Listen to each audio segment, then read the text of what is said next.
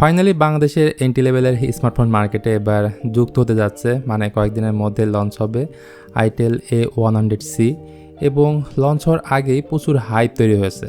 কারণটা হচ্ছে OnePlus 15-এর 7টা আপনারা এই ফোনটার মধ্যে পাবেন।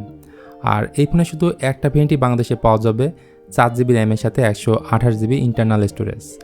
আর যত জানা গেছে এই ফোনের দাম হতে পারে 9,999 টাকা। সো উপরে ফিটফাট, ভিতরে আসলেই তেমন কিছু আছে কিনা সেটাই জানবেন আজকের ভিডিওতে। প্রথমেই ডিজাইন নিয়ে বললি, রিয়ার প্যানেলের ডিজাইনটা হুবহু OnePlus 15-এর মতো। বিল কোয়ালিটির দিক থেকে পুরোটাই থাকছে প্লাস্টিক, বাট প্লাস্টিক হলেও আইটেলের এই ফোনে থাকছে মিলিটারি স্ট্যান্ডার্ড 810 সার্টিফিকেশন। জানি না আসলে এটা কীভাবে সম্ভব। ওজনটাও ছিল বেশ হালকা পাতলা, থিকনেসের দিক থেকে 8.5 মিলিমিটার। ফিজিক্যাল ফিঙ্গারপ্রিন্ট সেন্সরটা ফোনের ডান পাশে দেওয়া হয়েছে। 3.5 মিলিমিটার হেডফোন জ্যাকটা থাকলেও মিসিং আছে সেকেন্ডারি নয়েজ ক্যান্সেলেশন মাইক। ভালো বিষয় হচ্ছে আয়ার ব্লাস্টারের মতো খুবই গুরুত্বপূর্ণ একটা ফিচার তারা এই ফোনটার মধ্যে দিয়েছে, যেটা খুবই কাজের একটা জিনিস। আর এই ফোনে আর্টালিঙ্ক নামে একটা ফিচার রয়েছে, যা দিয়ে আপনি চাইলে কোনো ধরনের ওয়াইফাই এমনকি সিম ছাড়াই কথা বলতে পারবেন, চাইলে সেট করতে পারবেন। মোটামুটি এটার রেঞ্জ থাকে 500 মিটারের মধ্যে। আর এই ফোনটা বেশ কয়েকটা কালারের সাথে পাওয়া যাবে, এর মধ্যে সিলভার কালারটা আমার কাছে বেশি পছন্দ।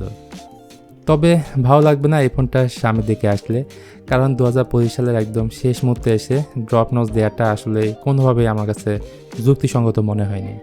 ডিসপ্লে সাইজ হচ্ছে 6.6 ইঞ্চ, অবশ্যই HD+ 9Hz refresh rate support করে। এই display colour profile, sharpness, detail low বাজেটের ফোন হিসেবে ঠিক আছে। সিন বেজেল এগুলো নিয়ে কথা না বলাই ভালো। অন্যদিকে এই ডিসপ্লের পিক ব্রাইটনেস থাকছে 400 নিটস, 90% হচ্ছে স্ক্রিন টু বডি রেশিও এবং ওয়াটার ড্রপ নসের মধ্যেই থাকছে ডাইনামিক বার। তাছাড়া বেশিরভাগই দেখা যায় যারা লো বাজেটের ফোন কেনে তাদের মেন পারপাসটা থাকে মিডিয়া বেশি কনজিউম করা, সেটার জন্য আমি বলবো এটা ঠিক আছে। তো itel A100Cতে এবার ইউজ করা হয়েছে unisoc T7100। এটা বেশ ক্যাপাবল একটা 12 নানোমিটারের চিপসেট, যেখানে ডে টু ডে যাবতীয় কাজ আপনারা ইজিলি হ্যান্ডেল করতে পারবেন। Scrolling, YouTubing, social media browsing, এই সব কাজের জন্য ঠিক আছে। আর টাইম পাসের জন্য 2D টাইপের গেমগুলো আপনারা চাইলে খেলতে পারবেন, তবে এটা অবশ্যই মাথায় রাখবেন এটা গেমিং সেন্টিড কোনো ডিভাইস না। আর শুরুতে বলছিলাম এই ফোনটা একটা ভেরিয়েন্টে বাংলাদেশে পাওয়া যাবে, 4GB র্যামের সাথে 128GB স্টোরেজ। যদিও এই ফোনের সাথে আপনি চাইলে 4GB র্যামের সাথে আরও 8GB ভার্চুয়াল র্যাম অ্যাড করে নিতে পারবেন। এখানে বলে রাখা ভালো, র্যামের টাইপ হচ্ছে LPDDR4X এবং স্টোরেজ টাইপ হিসেবে যেটা থাকছে সেটা হচ্ছে eMMC 5.1। হার্ডওয়্যারের সাথে সফটওয়্যারটাও অনেক বেশি ইম্পর্টেন্ট। এতে itel OS 15 on top of Android 15 গো এডিশনে এই ফোনটা রান করছে। তবে ইন ফিউচারে কোনো সফটওয়্যার আপডেট আপনারা পাবেন না, যেটা আমার মনে হয়। ক্যামেরার দিক থেকে itel A100C এর ব্যাকে রয়েছে 8 মেগাপিক্সেলের একটা মাত্র ক্যামেরা এবং ফ্রন্টে রয়েছে 5 মেগাপিক্সেলের সেলফি ক্যামেরা।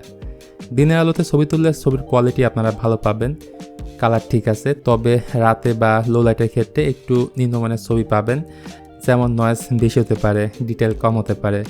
আর ভিডিও ক্ষেত্রে 1080p 30fps ভিডিও রেকর্ড করা যাবে। তাছাড়া এই ফোনে রয়েছে 5000 mAh ব্যাটারি, যা বাজেট ফোন হিসেবে ভালো ব্যাকআপ দিবে। যদিও এই ফোনে ফাস্ট চার্জিংয়ের সাপোর্টটা থাকছে না, তাই ফোনের বক্সে আপনারা পাবেন মাত্র 10 ওয়াটের একটা চার্জার। সব মিলে আপনি যদি একটা ভালো ডিজাইন, বেশি র্যামের ফোন খুঁজে থাকেন তাহলে itel A100C এই ফোনটা দেখতে পারেন। তবে যদি আপনি ক্যামেরা, গেমিং পারফরমেন্স এবং সফটওয়্যার এক্সপিরিয়েন্সটা ভালো চান তাহলে একটু বাজেট বাড়িয়ে Samsung Galaxy A07 এই ফোনটা কিনতে পারেন। তো আজকের ভিডিওটা বন্ধুরা এই পর্যন্তই। ভিডিওটি ভালো লাগলে প্লিজ সিটটা লাইক বাটন শেয়ার করতে পারেন আপনার বন্ধুদের সঙ্গে। তো সবাই ভালো থাকবেন, দেখা হচ্ছে পরবর্তী ভিডিওতে খুব তাড়াতাড়ি।